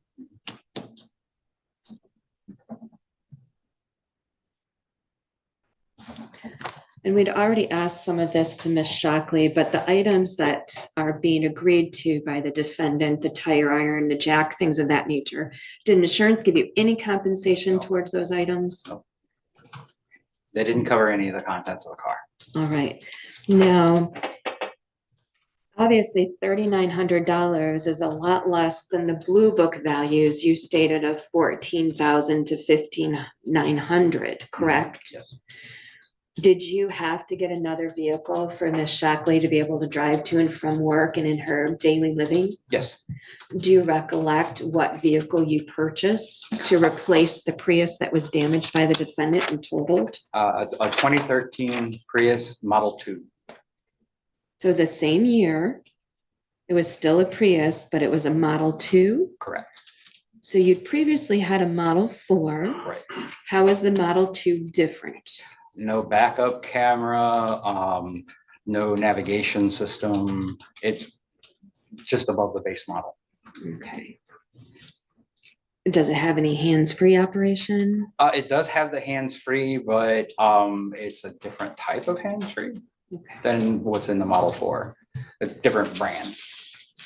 So if I'm understanding your description correctly, you replaced the vehicle with something that was a lesser model than what she had been driving on the date of the accident. With more miles on it. Okay. Do you recollect what the miles were on the vehicle on the date of the accident? To be honest, no, we don't. I had an oil change. I believe it was like 198,000. Okay. But I think it was just over 200 after, because that's when the oil change. Okay. And then how much were on the new Prius Model 2 that you had to replace that vehicle with? There's over 200,000. It's 201,000, I believe. That's what it was. Okay. Now, did you have the money available to purchase this new vehicle? How much did it cost? It costs, it was 6,500 is what I had to pay for it. Plus taxes and title and all that. And you'd only received 3,900 from the insurance company, sir, is that correct? Correct. How did you make up for the difference? I cashed in almost 3 years worth of vacation time. Describe to me how that, first of all, for whom are you employed? I'm employed by a company called Actilent. I'm a contractor, and they are contracted by Lexmark Corporation, which is now right. Xerox. And when you have PTO time, how much do you receive annually? 40 hours. Because I'm a contractor, I only get 40 hours. Does that time roll over into the subsequent year if it's unutilized? Yes, they will allow me to roll it over for 3 years. Okay. Now, Did your daughter, Miss Shockley, have the money to cover the difference between what insurance paid No, and the price of the new vehicle? no. Did you have any other manner by which you could I had to- accumulate money to pay for the new Prius? No, I can't get a loan because I'm in a bankruptcy. Oh, I understand. Okay. If I showed you a pay stub that indicated the hours that you had to cash in, would you recognize it? Yes, I would. I'm going to approach, if I may, with People's Proposed Exhibit 3. And Mr. Shibler, is that the pay stub that you provided to my office with those PTO hours cashed in? Yes, it is. What was the cost of those PTO hours that you had to utilize due to this accident? The total came into $2,710.72. Would you have lost that PTO money if you hadn't had to replace the vehicle for your daughter? No, Did you have to take any other time off from work after she was injured to assist her with daily living? I did, but I didn't. I can work remote occasionally, so my boss just let me work remote while I was taking care of her. How many days were you taking care of Michaela? It was 2.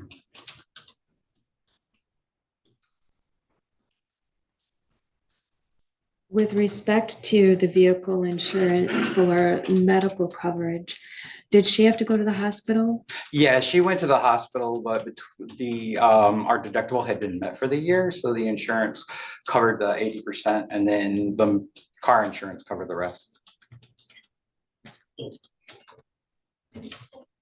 So the family was not out any money for her medical care and coverage. Okay. I mean, it would have cost for like the medications and that, but those are minimal. You did not keep a track of the prescriptions or things? No. Okay. Is it fair to say that the items that you've turned in for restitution are the major ones and not the entirety of the loss that was Yes. suffered? You could have claimed for prescriptions, fair? Yes. You could have claimed for some of the other items lost in the car that your daughter mentioned, her clothing, her lip balm, a snow brush, things of that nature. Yes. And you both chose not to do that? Right. So The jack that was in there is when I get a new car, the first thing I do is get rid of the scissors jack and put a 4-way tire iron and a floor jack in the back of the car because I have daughters and I don't want them out straight and trying to use a scissors jack. all right. So in your opinion, the floor jack and things that you provided and that were in this vehicle and were lost are more able to be utilized by your daughters if they were to have a flat tire on the road? Yep. Okay. Exactly. So it's safer for them? Mhm. Now, with respect to this, then you're asking for the lost wages of $2,710.72 for the PTO that you would not have had to cash in, but for needing that money in order to help your daughter replace the vehicle that was damaged. Correct. And it actually was your vehicle, fair? Yes. Registered and owned by yourself. We share it. Okay.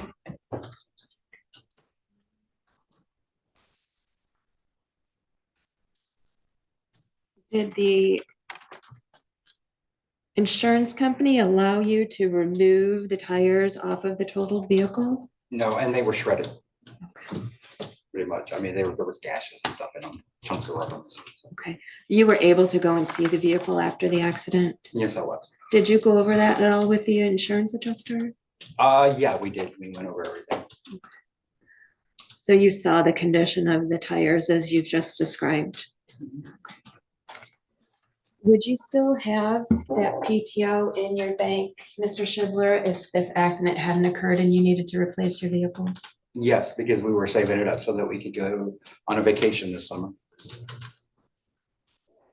And other than my adding the exhibit sticker on the back of that case, is it accurate as to the loss? Yes, a direct download from my company website. Thank you. Move for admission of Exhibit 3. No objection. And exhibit 3 is admitted. Further questions? Mr. Gibson, you have any questions?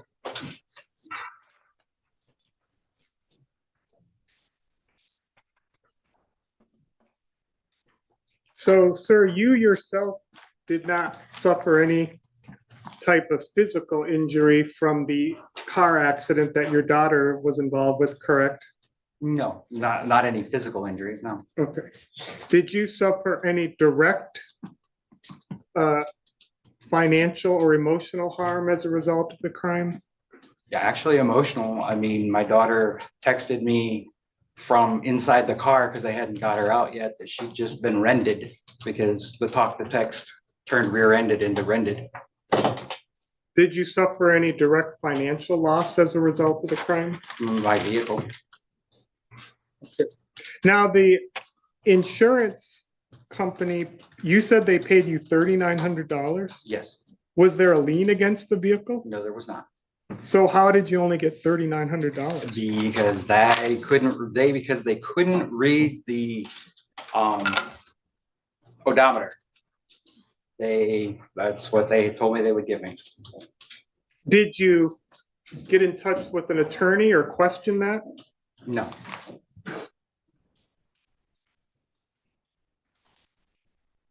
To be honest, I didn't have the time. I had to get another vehicle. And get When it on did the you road. purchase the vehicle that was totaled? 2 years prior, I think. So I guess I want to clarify. So you believe the vehicle was worth between 14 to 15.9. Yes. And that is based on my You had full coverage. You made a claim to your insurance company, and they said they would only pay you $3,900, and you didn't question that. You just accepted. No, it. I did question it. It's just that it would have taken way longer to keep questioning than to do what we had to do to get a vehicle, because we had to be able to get back and forth to work.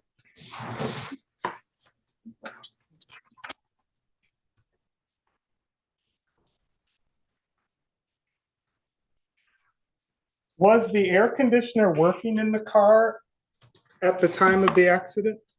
Yes, it was. Was it working properly? Yes, it was. So the car had been driven from December until July, until the accident. Is that correct? Yes, correct. So the tires that were purchased in December would have been approximately 7 months old at the time of the accident? Between 6 and 7, yeah. And the car was driven regularly for the period that the new tires were on it? Yes. Not a lot, but yes. Well, how often was it driven? Twice a day, usually. Okay. Or unless we had, had to go shopping or whatever. On average, it would have been about, I would say, 60 miles a day or so, 65 miles, something like that. Okay. I have no further questions. Thank you. Anything further, Ms. Canfield?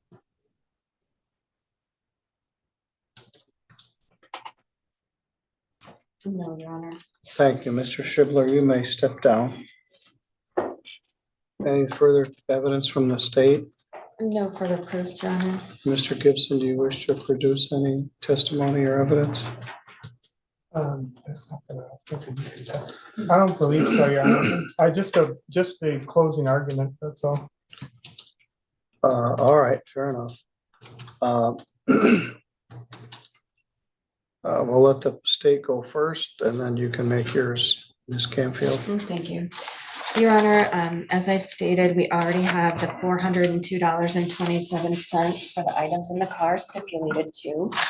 Now, with respect to the lost wages of the victim, she indicated that she lost 5 days of work. Approximately 3 of those were covered. So we will be asking for. She had 2 days off, so she missed 3 days of work, and what for her would be a Saturday and a Sunday. So, Your Honor, she forfeited those days off by having been injured. And she was compensated by the insurance company for the days lost. So if you were injured on a Wednesday, you missed Wednesday, Thursday, Friday, you had Saturday and Sunday off, and you went back to work on Monday. That appears what the insurance company compensated them for. Well, I still think that needs 2 days because 5 of those were lost and they only covered and compensated for 3. She is an hourly employee. We're not even asking for the overtime if we're not going to consider the additional 2 hours that she worked of overtime per week. And that is direct income loss as a result of this accident. The court saw the vehicle. It's very fortunate for Ms. Shockley and her family that she was seatbelted, and actually for the defendant, because this could have been much worse and she could have been. Stop. As you may know, I have a sore point for under prosecuted vehicular accidents with an injury. That all goes to whether this should have been a felony rather than a misdemeanor. And so it is terrible. But we got a misdemeanor. We're trying to figure out the restitution. So the fact that it was bad is bad, but it doesn't,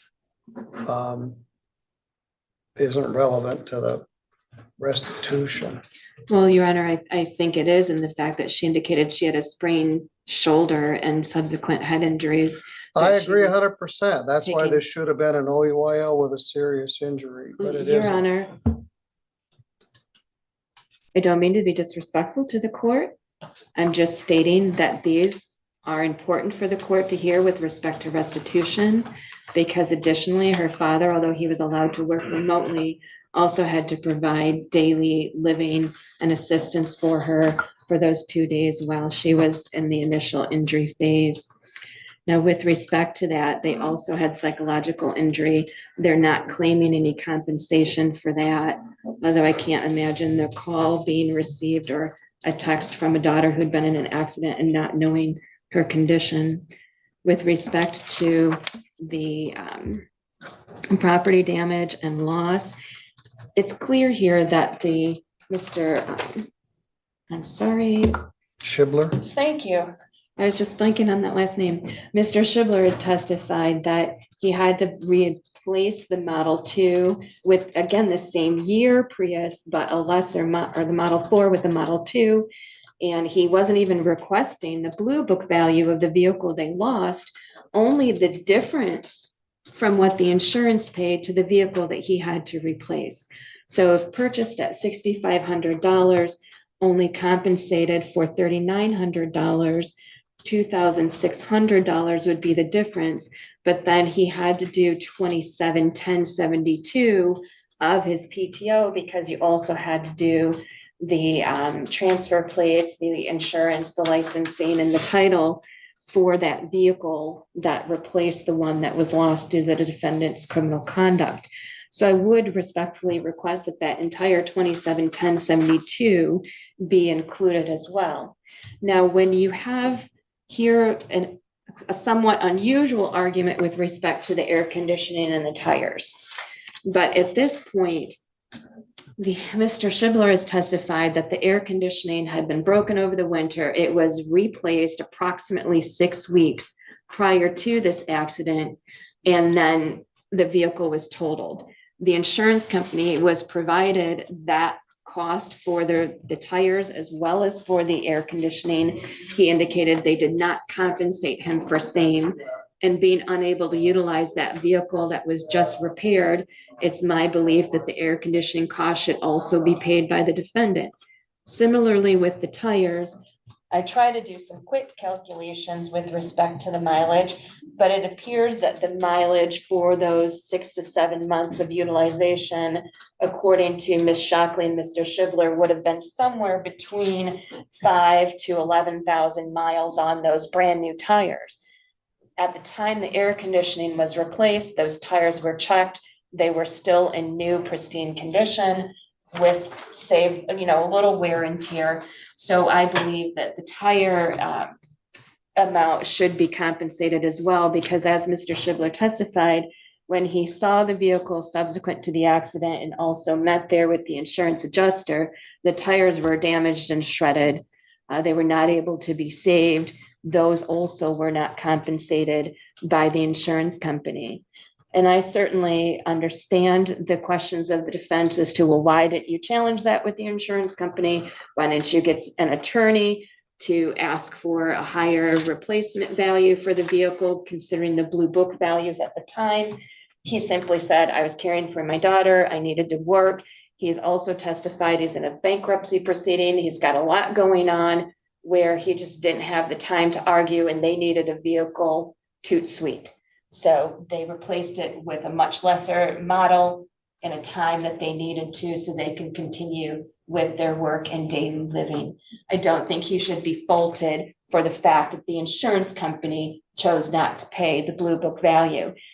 We wouldn't have been in this situation but for the criminal conduct of the defendant.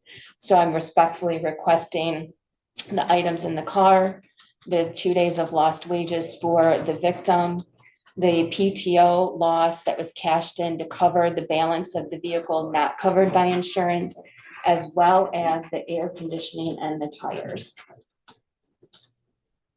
And I do believe that those fall all under the income loss and property damage and destruction that are included under the statute under 780.766, as well as the case law previously stated on the record. Well, the McAvoy case didn't seem to match up with that, at least the one I got. It had to do with whether parents were responsible for restitution for juveniles. So I didn't. Well, there is also for income loss, Your Honor, People versus Turn, 317 Mishap, 475, as well as People versus Corbin, 312 Mishap, 352 at 371. And all of this, I should note, I've taken out of the bench book for restitution. All right, thank you. Thank you, Your Honor. Mr. Gibson, what's your position? For any loss wages type restitution, the statute talks about after-tax compensation, so, or after tax, so that should be factored in. So we would ask that roughly that any amounts be made 85% due to the after-tax amount. As far as we have to look at the statutory law. So I understand that the victim, the father of the, well, I guess you could say the father, he paid money, he took time off to pay for a vehicle, but that, I guess when I look at the statutory structure, I guess all I see is replacement value as far as, returning someone to where they were. If you can't repair the vehicle, then the statute talks about replacement value. So I guess where I'm a little bit confused would be, what would be the difference in the replacement value versus what did the insurance contract pay the victims in this case? I guess most people, would believe that the insurance company would pay, the value of the car or something that would be close to the replacement value. So I guess I'm not clear about that, but in a sense, they're not asking for replacement value. They're asking for paid time off of one of the victims, and I can't see anything in the statute that would. It's kind of a convoluted way to get at it.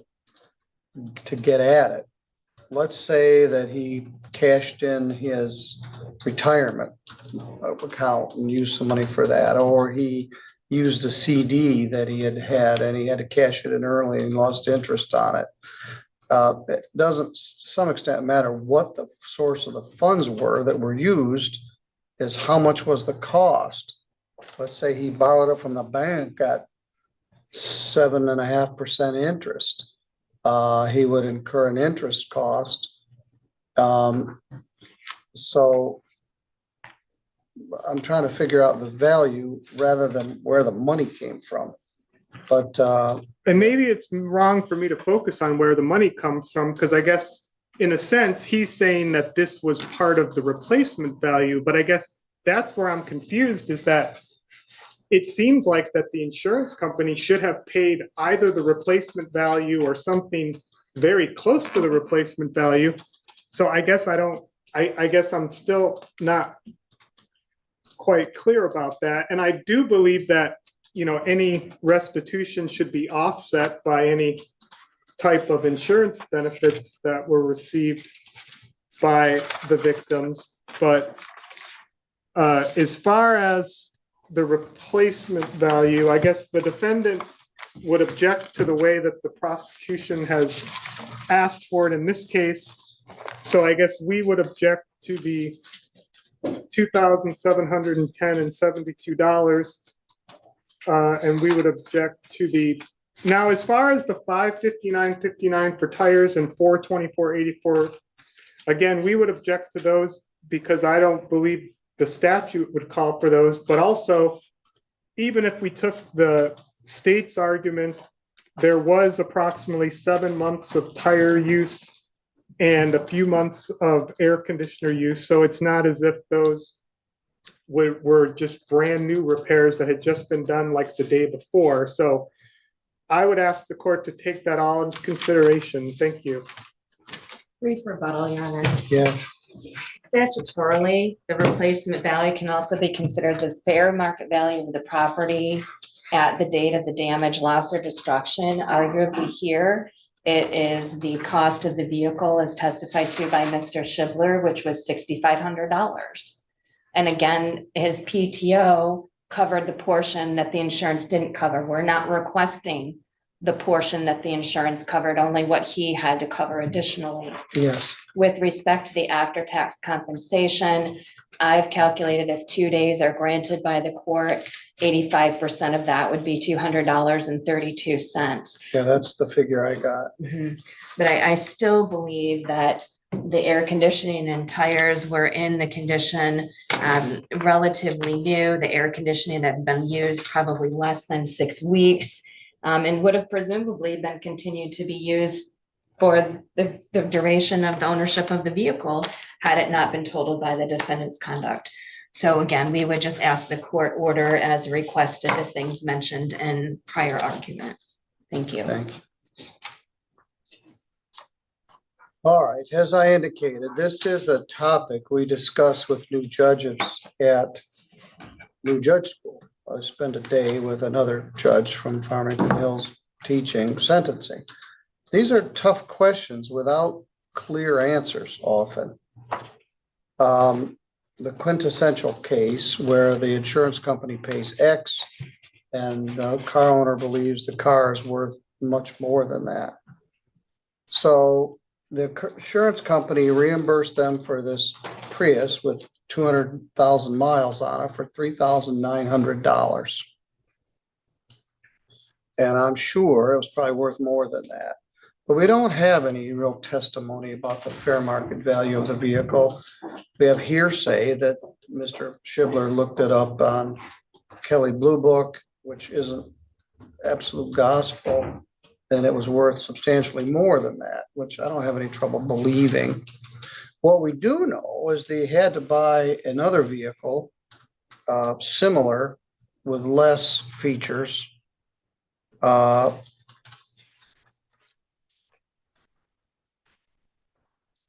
For $6,500. That didn't include taxes, closing costs, and it was a lesser included vehicle. So I'm going to get at this by, and presumably the insurance company has some expertise in valuing vehicles. And I think it's common knowledge they pay less than what the owner thinks the vehicle is worth. This is a no-fault state. If this was a civil case, everybody is presumed to be covered by their own insurance, the Shiblers and Ms. Shockley could have sued for the mini tort difference. But this isn't a civil lawsuit, it's a criminal case. So I'm gonna allow the stuff that was in the car that the defendant stipulated to $402.27. Even though it probably was a weekend, she wasn't reimbursed for those 2 days. I'll allow $200 for lost wages. What I'm going to do is I'm going to value the car, 2013 Prius. We do have some logic to replace it with. It was a lesser model and doesn't include the closing costs and the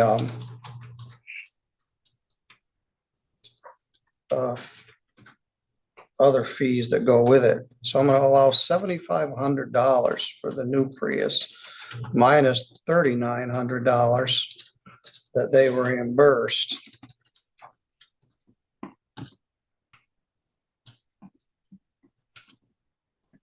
Is $3,600.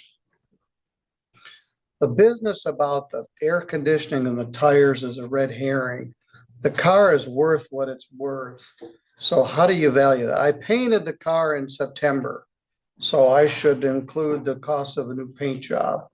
Last June, I put new leather seats in it. So if we're chasing tires with 10,000 miles on it and a functional air conditioning unit, you would presume that it would be. That's what the car was valued, with functioning air conditioning and tires. The insurance company paid $3,900. So I don't have a lot of sympathy for you. This was bad, and Ms. Campfield spoke to that. You're lucky that you weren't killed. She wasn't killed. The guy in the other car that took off, they weren't killed. It was bad. And so it is what it is. So I'm allowing, find a note.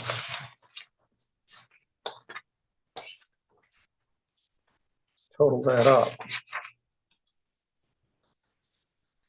$3,600 for the value of the vehicle that they had to pay to replace it with a comparable vehicle.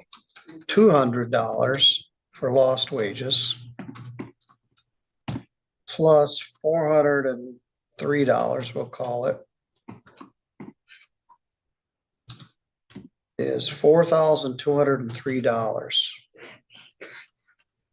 which ironically is close to what they were asking for. So as a condition of your probation, I'm ordering that you pay $4,203 restitution to them for what it cost over and above what the insurance to replace the car, her 2 days of lost wages, and the items that were in the vehicle. So Ms. Walton, you can amend the probation to include $4,203 worth of restitution. Thank you, Your Honor. Thank you.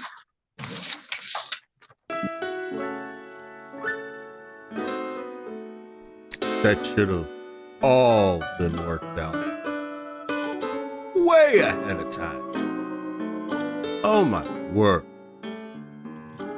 But hey, in the end, we all got there. Kind of like we do every night here. Every night, we get to the end. And that seems to be right about now. And, yeah, it's been amazing, ladies and gentlemen. I really appreciate all of the amazing shout outs, the super chats. Wow. What can I say? First off, I'll say thank you so very much, Original Danielle's Nina. Thank you so very much. And again, happy birthday, Cedar. Thank you, Eileen, so very much. Kelly's Wonder World, thank you so very much. Rhonda, bless you. You're so appreciated. Julie Sassy. Oh my dear Lord, thank you so much. Also, yeah, I don't. All these super chats, it's just crazy. Wixom, you have paid your membership dues. Yeah, your membership dues are officially paid. No need to pay again, unless you just want to. I mean, it's always appreciated, never expected. Ladies and gentlemen, thank you so much for hanging out tonight. Kerrville, thank you for being here. VM Cougar, thank you for being here. Mama, thank you for being here. Oh my word. Charlene, everybody, I'm going to start just looking for names. I'm looking for names to say randomly right now. Oh wait, actually there's a list for that. Let's see who's number one on the list tonight. Julie Sassy's number one. Number two is Rhonda. Number three is Eileen. Number four, Daniel. Original Daniel's Nina. Number five, Kelly's Wonderworld. Oh, and Felix rounding out the top six. And at number seven is Mama Wolfie, but you know, she's always number one. Just how it goes. Ladies and gentlemen, I'm your lone wolf Oozle. We do this every single night where we watch some court programming together. We chat about it. And it's always court cases of the day. And we'll have lots more being dropped. We have other court cases being dropped all day, every day. We do one at 4 a.m. in the morning and noon. That's Central Time, whatever that is, your time zone. But I'll be back here tomorrow, same wolf time, same wolf channel at 8 p.m. Central Time, 9 p.m. Eastern. Yeah, that's how it goes. And if you want more court content, there might be a redirect going over to Hutch very, very soon. So, for now, I'm just going to say thank you, ladies and gentlemen, for hanging out with me tonight. And I will see you next time. I'm your lone wolf Oozle, and I am out.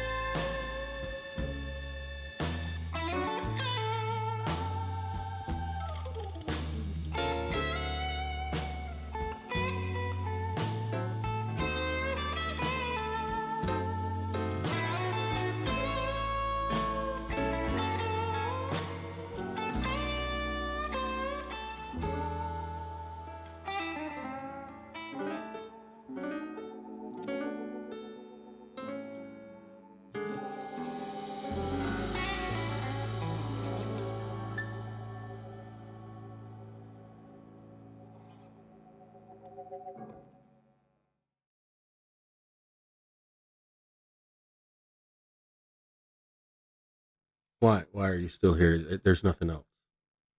This is not an homage to Ferris Bueller's Day Off. Absolutely not. This is an homage to something completely different. Or two or three. Yeah.